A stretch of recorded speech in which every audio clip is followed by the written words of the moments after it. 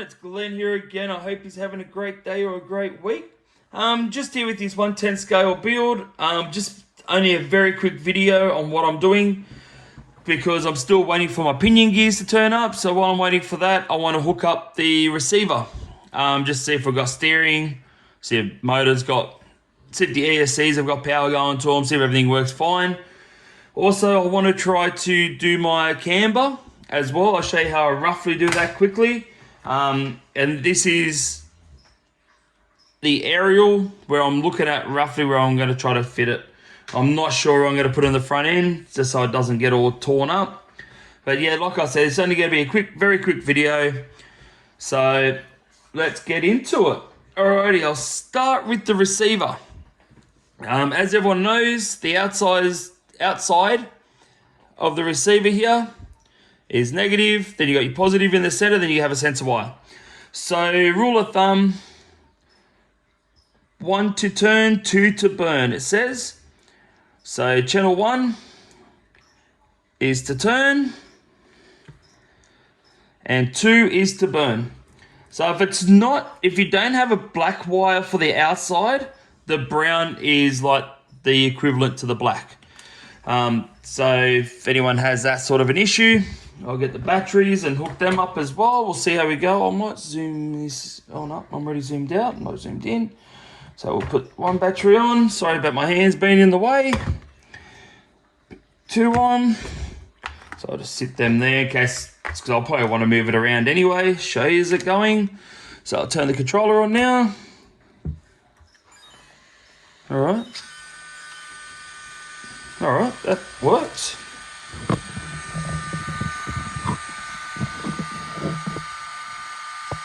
Let's see if we've got steering. Yep. Steering is loud, but it's not too bad for the weight of the car. And that's your motors. I might see if I can get you on a better angle. See if I can zoom into the motors for you where the shaft is. That's not showing enough, is it?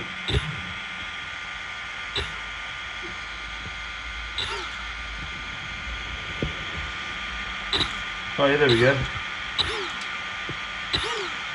There's one motor. Let's see if the second one's going as well for us. Yep. That's 2. So the motors work, even the ESC fans are working.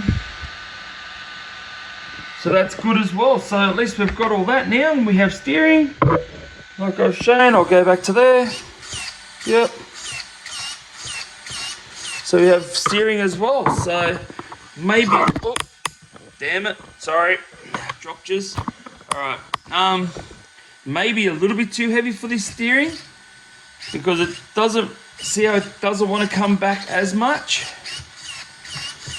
So I may change that off camera, but I could even try this one here that I have. What's that one rated?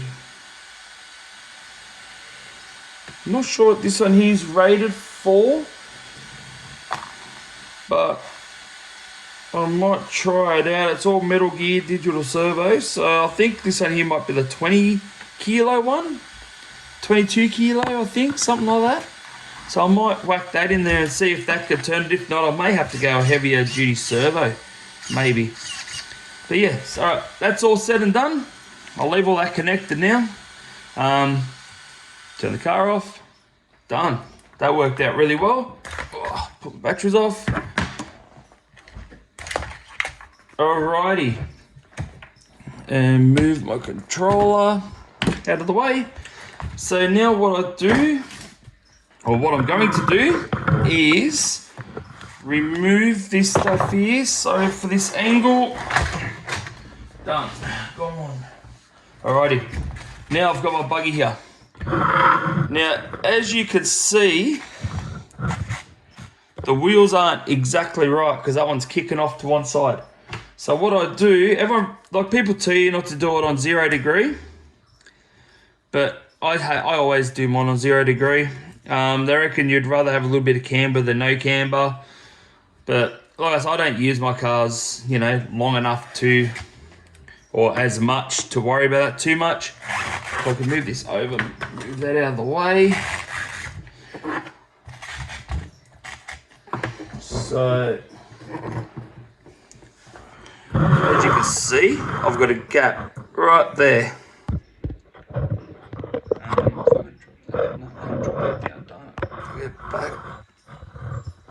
Don't know if I can get this in view for you.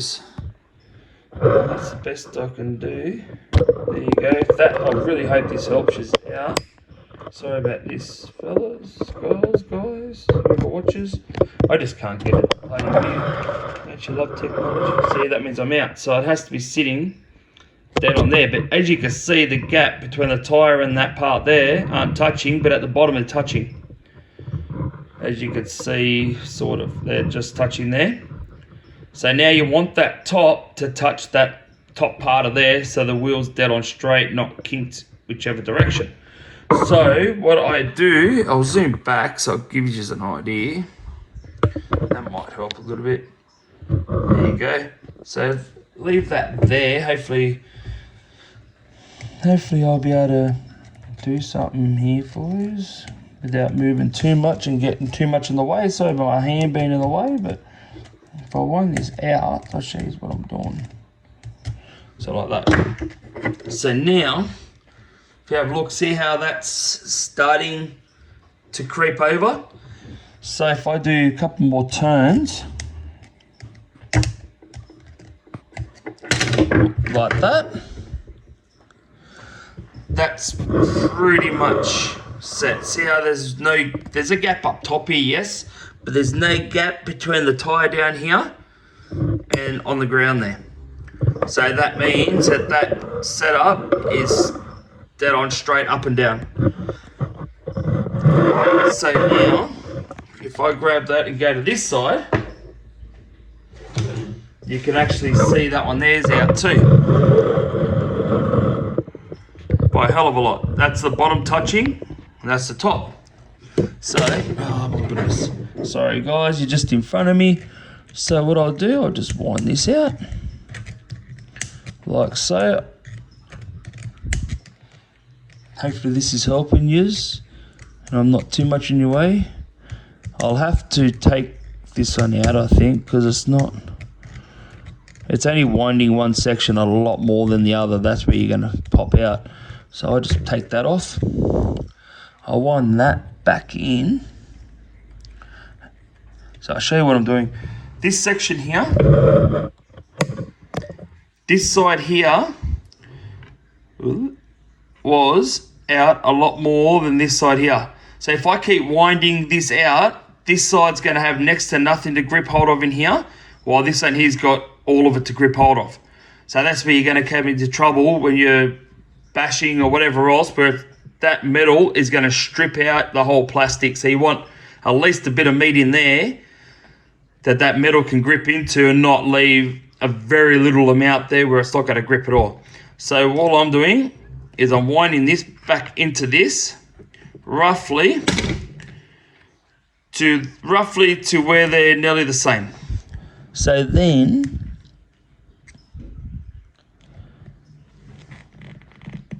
I'll clip this in again like that.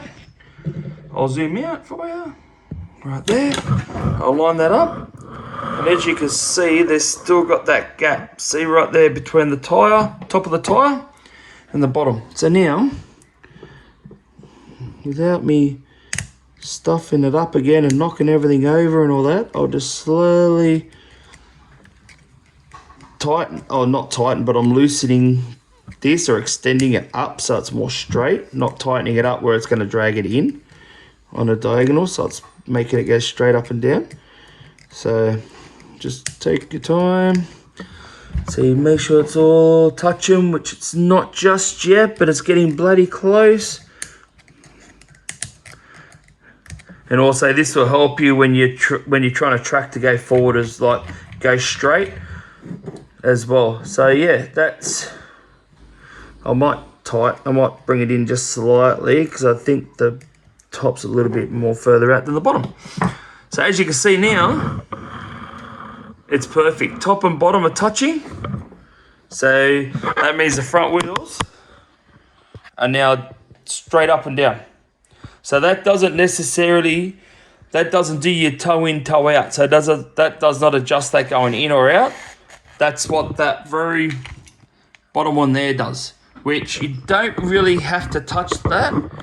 Only in some cases you would have to worry about that, but I wouldn't worry about that just at the moment. Yeah, so just make sure that's straight. Yeah, just gotta bring this in a little bit more. Sorry about my arm. Just gotta bring it in. It's just what I like to do just as I get everything lined up, I like to just push down on the shocks, just so then that gives you, I like it because it just gives you that little bit, I'm a little bit too much, if that makes sense, like a little bit too much out in the top. It just makes it sit, I think, a bit better for myself. See, we're showing there is pretty darn good. That's good. And that's good. So now, if I hold that straight in front of me, that's pretty good. That's pretty good. I'm very happy with that.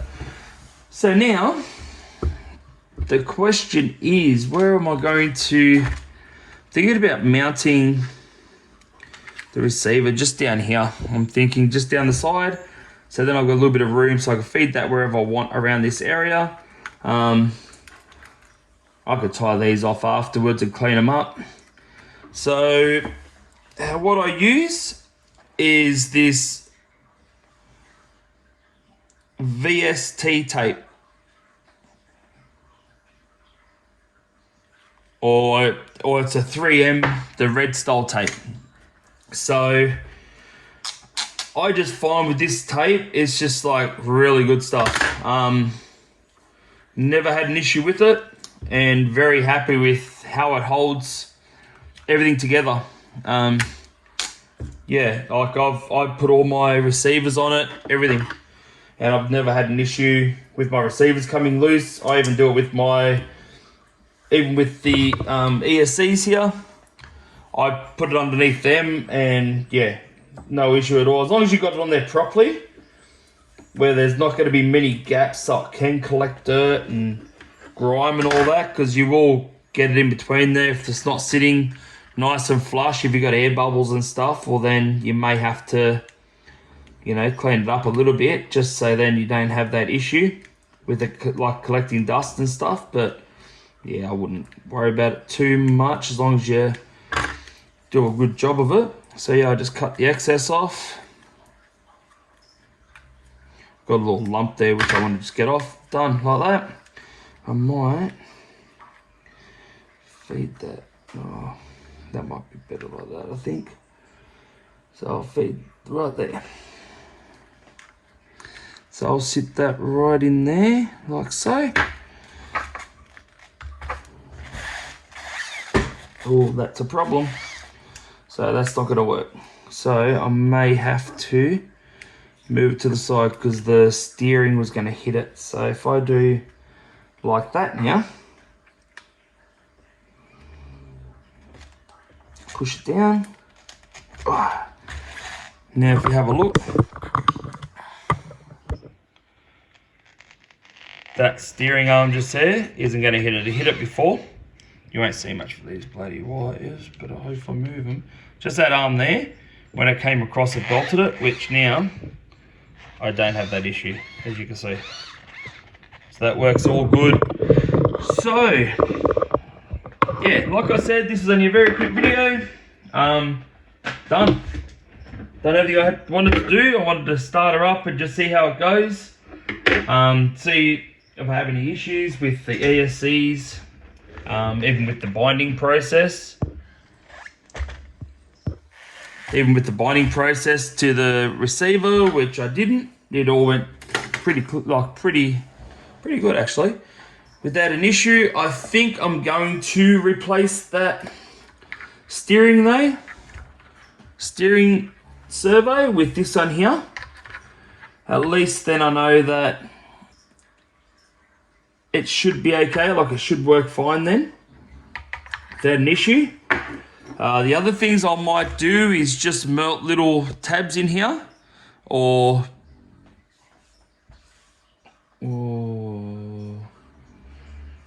might put little tabs here and here, just so I can run some Velcro to hold the batteries into place, but I'm just not sure how I'm going to do it.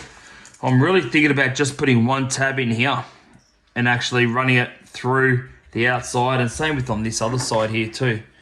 Just do the one tab in there and run it out there, but yeah, something we'll have to look into when we get there. Yeah, so in saying that, that's where I'm up to at the moment. Yeah, like I said, it's only a quick short video. I still like to thank all my subscribers. Thank you for everyone for watching. Thank you to all my new subscribers for subscribing. Please don't forget to like the videos, smash the bell button, stay notified. If there's anything you want me to touch on, like soldering or anything, like how I do my soldering, stuff like that, please let me know. I'll be able to, I'll see how I go, and I might be able to do something there. Might be able to sort something out, or touch base and just say, look, this is how I solder, and I'll show you me soldering a battery, or just let me know and be able to sort something out that way. So yeah, thank you for everyone for watching, subscribing. Hope you're liking what I'm doing. Throw me a few messages in the comments if you got any questions, or if you enjoy what I'm doing, if I'm teaching you something, or even if you've got a few ideas, please throw them down. It'd be great to hear from you. You might have a better way of doing stuff. But yeah, alright. Thank you for everyone watching, and I will see you on the next video. See ya.